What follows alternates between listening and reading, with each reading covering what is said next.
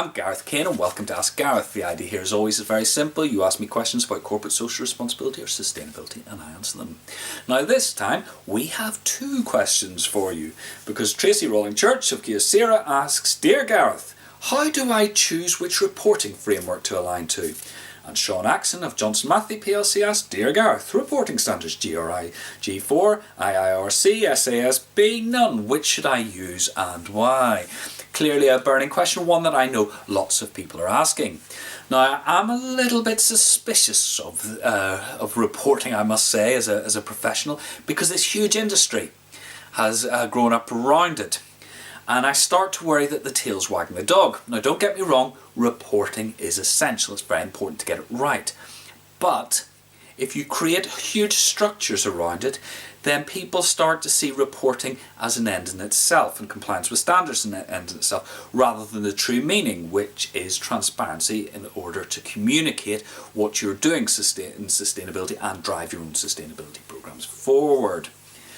Now, as Sean says, there are three big competing standards, the GRI G4, the IIRC and SASB, plus a few others like the Greenhouse Gas Protocol floating about as well. And they've been doing this sort of strange dance over the last few years where they've been sort of hinting that they might come closer together so they're all compatible and then breaking apart again. Individuals are moving between the various bodies and who knows what's going on. So people are none the wiser. Which to pick? Well, here's three questions I think you've really got to ask yourself. First of all, what do your customers expect? Now obviously, if your customers say, we want you to comply with this standard, then you should do it because it's part of the sort of customer supplier relationship. If they expect a standard but don't specify which, then it's a little bit more complicated. Obviously, you should pick the one that works for you, but if the customer is using a standard themselves, then there's an argument for using that same standard, both because they'll be familiar with it, so it gives them some reassurance, plus in terms of their supply chain reporting, there may be synergies in terms of how you report because you'll be using the same structures, the same jargon, the same etc, etc. Okay, question two, if that one's not clear, is there a standard, reporting standard within your sector? Because if all your competitors are tending to drift towards one standard, then there's some advantages in using it. First of all, you can compare like with like across the board, both in terms of how you report and the performance that you're actually reporting. Secondly, you've got a bit more reassurance that other people are making those standards work for them, so that might give you a clue that that one will work out better for you. And thirdly, if everybody else is using one standard and you're not, it may appear like a bit of a cop-out. So what if your customers aren't really bothered with compliance and there's no standard in your sector?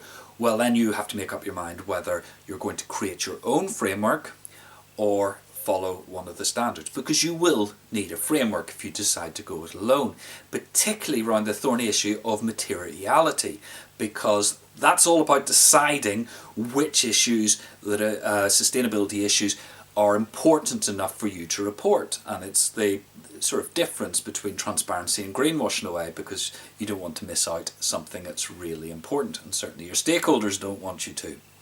And if you think about it, by the time you've collected all the data and got it into a framework, by the time you've decided what's material to actually report, and by the time you've done the reporting, you've done most of the donkey work.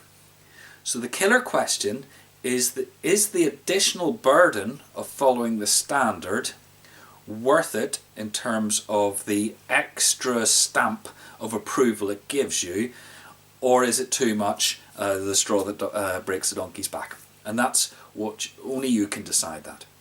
But don't get away from it. You will have to do most of the work anyway. If you decide that compliance is not that important, don't forget you can crib the best bits out of the standards, the bits that work for you, a sort of pick and mix affair. So the triple bottom line here is, don't let the tail wag the dog. Choose a reporting standard adds value to your business, or create one that does. Okay, Sean and Tracy, I know that probably wasn't the simple answer you were hoping for, but I hope those questions and that discussion go some way to helping you make up your mind. This is obviously a hot topic, so everybody else who's watching, what do you do? How do you make up your mind? Is compliance worth it, or is it better going your own way? Add all your comments in below the video and we will get a bit of a discussion going. If you found this video useful, then please do share it with your colleagues and your social networks. And remember, go to www.terrainpharma.co.uk and sign up to the Low Carbon Agenda. That's my monthly newsletter, and you will get every future edition of Ask Gareth and a whole lot more besides. And remember, whether you're making incremental improvements to the environmental performance of your business or facilitating massive step changes towards sustainability, it all counts. You're making the world a better place and you should be proud of that. Till next time, goodbye.